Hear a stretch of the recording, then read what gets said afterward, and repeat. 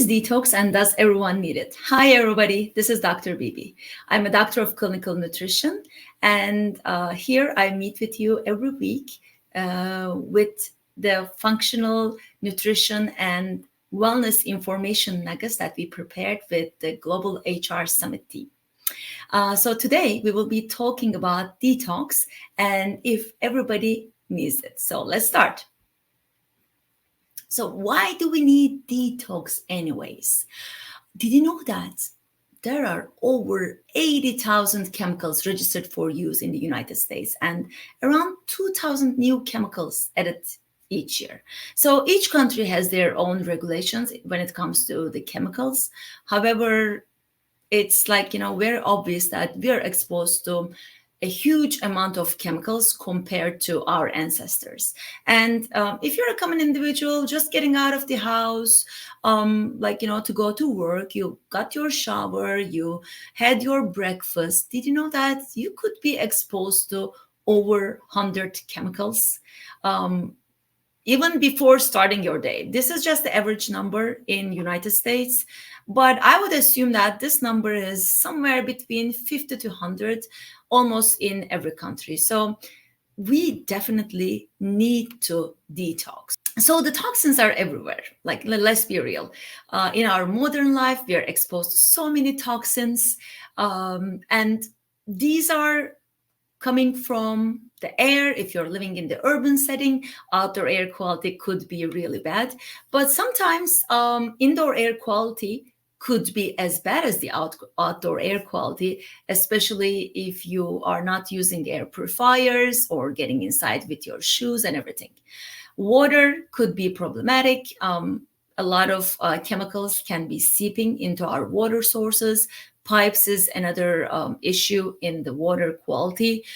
If there's older pipes, the food, we can get a lot of toxins, unfortunately, through our food, especially if they're processed foods with the added chemicals, preservatives, colors, sweeteners. These are all the things that our body perceives as toxins. So does the cleaning products. Cleaning products may have added chemicals, and they could get inside our body through the skin, through our lungs, through breathing, and they could be also treated as toxins inside the body.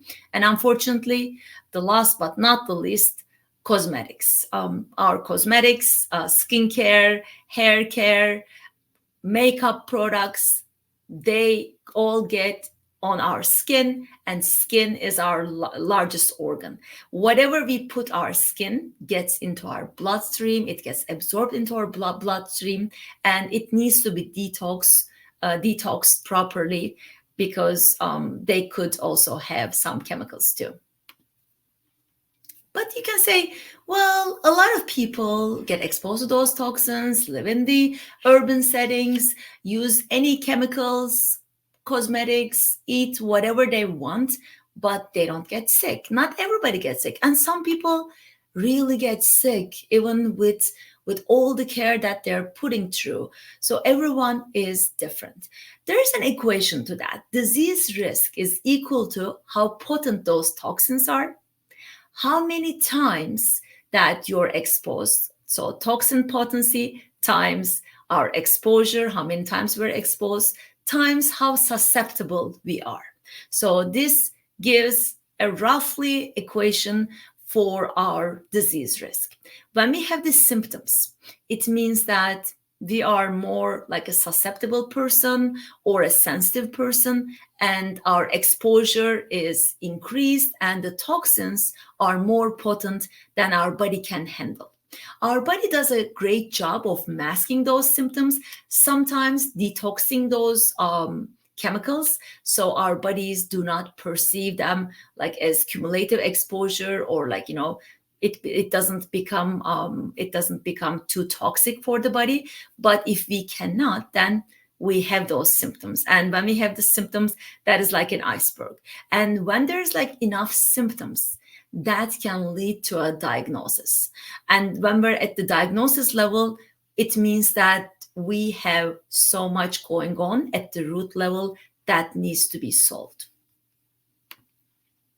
So what is detox anyways? It is almost like an ongoing cleaning, like, daily cleaning inside our house, in your body house. It's an ongoing process. The body evaluates the toxins that get into it and prepares the one that needs to get out, because the body always tries to be in the balance that is called homeostasis. And that balance is achieved at all times. So the body is in constant detoxing process. And there are organs of detox that does the majority of work when it comes to detoxing, and they definitely need extra love. Our liver, intestines, kidneys, skin, and lungs are our main organs of detox. And if we give them extra love and extra care, our body does a better job of detoxifying all the toxins that we're exposed to. So what can you do to show them extra love?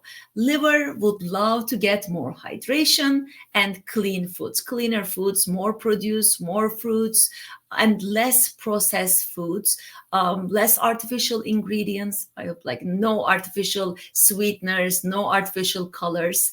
Intestines, again, easy to digest foods, probiotics, good quality probiotics, enzymes if needed. Always, of course, work with a nutritionist before you start any supplements. Kidneys would need some hydration, evaluation of your medication, and maybe, like, added hydration if you're using a lot of medication.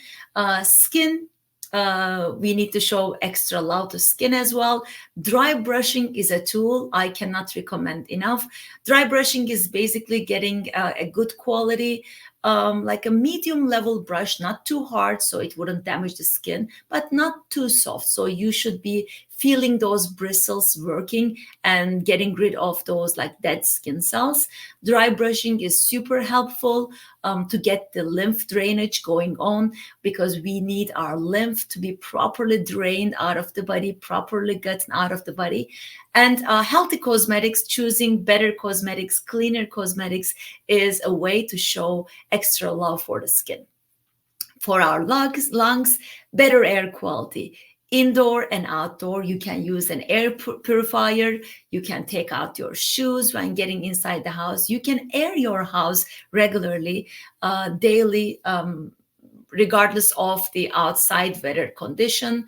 Also, outdoor air quality is important too. If you're living in the urban settings, maybe a getaway and spending some time in the woods. If you're living in the suburban settings, more time outside, and more time spending out in, like, around the trees, in the woods. So these are, like, some love tips for the detox organs. But the biggest detox organ that I want to mention and underline is our liver.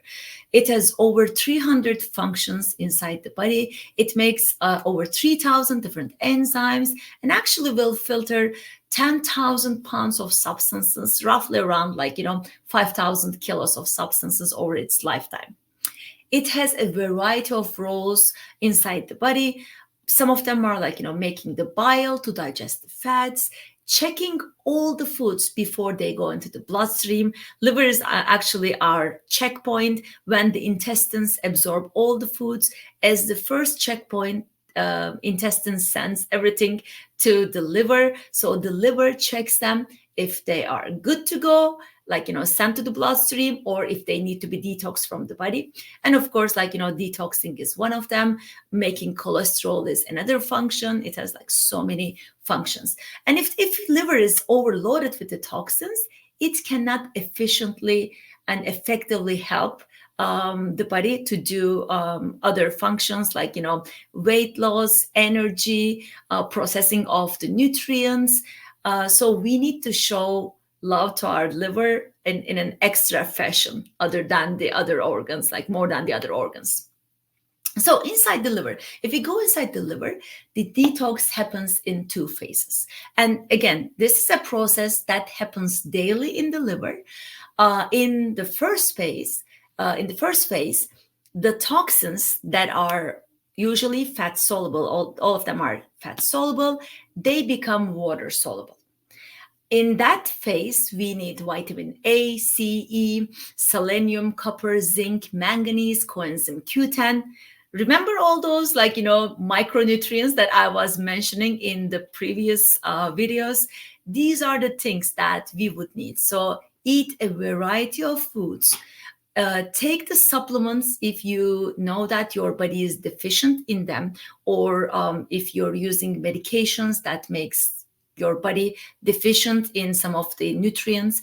Make sure to supplement after talking with a professional. Of course, talk with a nutritionist. So in the phase 1, those toxins, they become water soluble. They become from the fat soluble phase to the water soluble phase. So when they're water soluble, this means that they're free to roam inside the body. Previously, they were stored in the fat cells in the body. Now they're water soluble. Now they can roam freely inside the bloodstream. So at this phase, in order for us to not be further sick, our phase 2 needs to be working very effectively. In some people, that could be actually up to 30% of people, phase 2 may have some issues because of their genetic variations. And if phase 2 is problematic, then the detox can be a bigger problem for those people, because a detox would increase the phase 1, where the phase 2 is actually stalled in the bodies of people, some people. So we always need to make sure that phase 1 and phase 2 are increased at the same rate, so our bodies are at the healthiest state. And also another thing is, in between two phases, phase 1 and phase 2, there are free radicals that are exposed, that are released. And those free radicals, think of them as oxygen that rusts the iron. And we don't want the oxygen to rust our body, right? We want those free radicals properly trapped and neutralized. And to neutralize them, we need, again, the plant nutrients. For example, the thiols found in the garlic, onion, broccoli, kale, Brussels sprouts, and cabbage help to neutralize those free radicals. So we need a lot of plant nutrients, phytonutrients that I have been mentioning over and over again. Another thing that our body uses is its master antioxidant. Our body makes its own antioxidant called glutathione, and glutathione is our body's master antioxidant. Maybe you heard glutathione because of the supplements, or NAC supplement that turns into glutathione in the body, or there's glutathione, IV glutathione that could be used. But our body already makes that, so we need to support our body's glutathione making efforts to make sure that those free radicals are properly addressed. In the phase 2, as I mentioned, we need the proper genetic pathways to make sure that those phase 2 is working properly.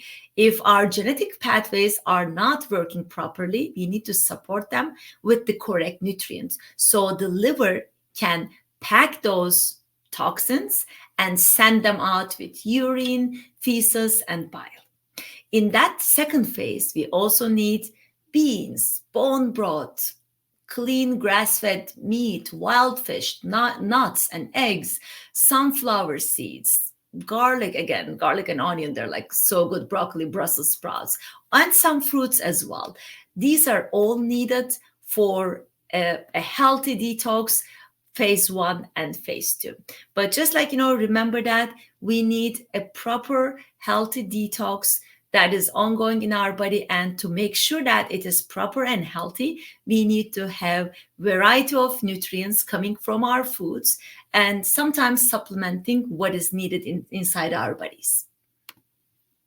So how can you help your body to detox better? You can use a variety of foods, and sulfur-containing foods, as I mentioned, broccoli, kale, Brussels sprouts, cabbage, onion, garlic. Fiber-containing foods. If you're new to fiber, make sure that you're starting slow and add in lots of water along with the fiber, because fiber is like sponge that cleans the body, and water is needed to clean it properly.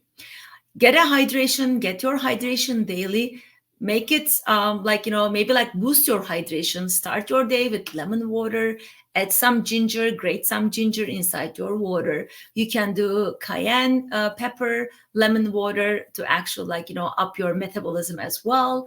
Clean foods, clean cosmetics, clear the skin through dry brushing, and get the lymph going by daily exercise. Even if it's just getting the jump ropes and doing 50 jumps, or just getting on the trampoline and jumping, or going out and walking for 15-20 minutes.